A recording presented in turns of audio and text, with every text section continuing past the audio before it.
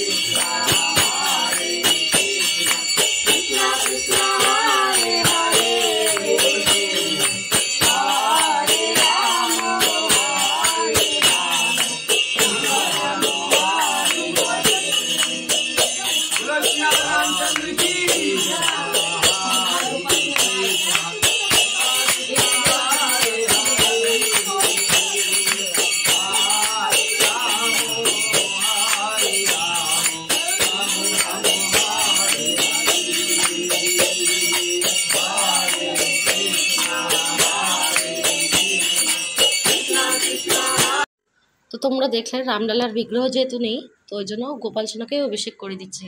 যেই রাম সেই কৃষ্ণ ভজন নিষ্ঠা করি, নামেরও সহিত আছে আপনি শ্রী হরি। তো তোমরা সকলেই জানো, এইভাবেই কিন্তু আমাদের দিনটা কেটে গেল। তো সকলেই খুব ভালো থেকো। রাধে রাধে, শুভরাত্রি, জয় শ্রীরাম।